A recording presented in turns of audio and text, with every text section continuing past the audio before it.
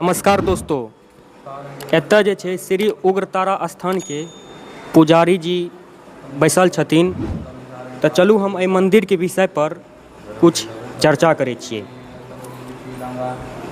बाबा, श्री उग्रतारा स्थान का इतिहास क्या है? उग्रतारा स्थान जहाँ पर अभी आप बैठे हुए हैं, ये वशिष्ठ आराधिता तारा या वशिष्ठा आराधिता तारा के नाम से त्रेता युग से ही विख्यात है। यहाँ पर बहुत बड़े मुनि हुए थे जो वशिष्ठ थे, वहीं पर आराधना करते थे और उन्हीं के द्वारा आराधित ये धर्ममूला नदी के किनारा पर ये मंदिर अवस्थित है जहाँ आप अभी बैठे हुए हैं। ये उग्रतारा नाम से त्रेता युग से ही प्रसिद्ध है और यहाँ का बहुत बड़ा महिमा है। यहाँ के सारे लोग इस क्षेत्र के, इस क्षेत्र ही नहीं पूरा भारत के लोग यहाँ पर नमन करने के लिए आते रहते हैं।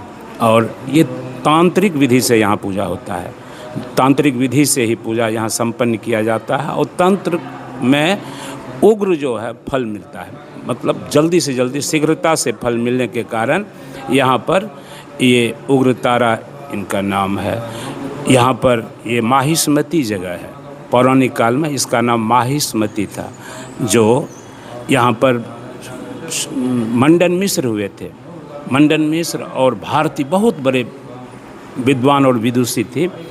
उन्हीं के आधार पर वो भी यहाँ के तारा स्थान में उपासना करते थे और कहा जाता है इनके उपासना के कारण वो बहुत बड़े विद्वान हुए थे, बहुत बड़े साधक हुए थे। और कई साधक जो यहाँ मिथिलांचल के हैं, यहाँ पर साधना करके अपना मनुष्य का कल्याण के लिए देश विदेश में जा कर के अपना नाम फैलाए हैं।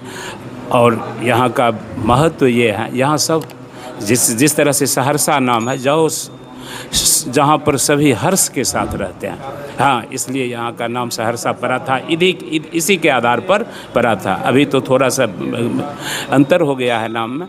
तो यहाँ के लोग सदा सहर्ष रहते थे। यहाँ से अयाची मिश्र जुड़े हुए थे, यहाँ से मंडन मिश्र, भारती और अनेक विद्वान यहाँ पर हुए हैं। और माँ आराधिता तारा के नाम से ये 10 महाविद्या के अंदर तारा भगवती आती है। ये भगवती का रूप है।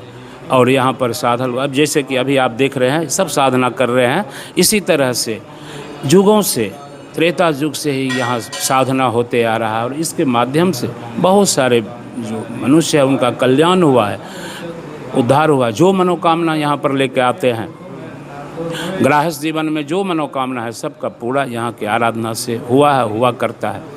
यही इनका विशेषता है। मंदिर में साल का सबसे बड़ा पर्व या मेला कौन सा होता है? दशहरा में ये जो शारदीय नवरात्रा में बहुत बड़ा यहाँ पर पर्व होता है। सारे यहाँ के आसपास के लोग सहित जो देश विदेश से यहाँ के लोग रहते हैं मिथिलांचल के, वो यहाँ आते हैं शारदीय नवरात्रा में।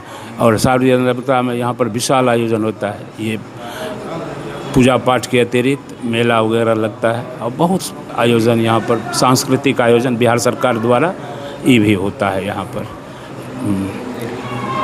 यहाँ पर आने वाले भक्तों को आप किस तरह का संदेश देना चाहेंगे? हाँ, ये श्रद्धा भक्ति से जुड़ा हुआ है, विद्या से जुड़ा हुआ है। यहाँ पर आने के बाद जो मनुष्य का मनुष्यत्व है, मनुष्य का मनुष्यता है, जो एक दूसरे के प्रति संभाव रखना, एक दूसरे के प्रति उपकार करना, एक दूसरे का कल्याण करना, ये यहाँ पर पूजा पाठ के माध्यम से ये जागृत होता है और इनके माध्यम से कल्याण होता है।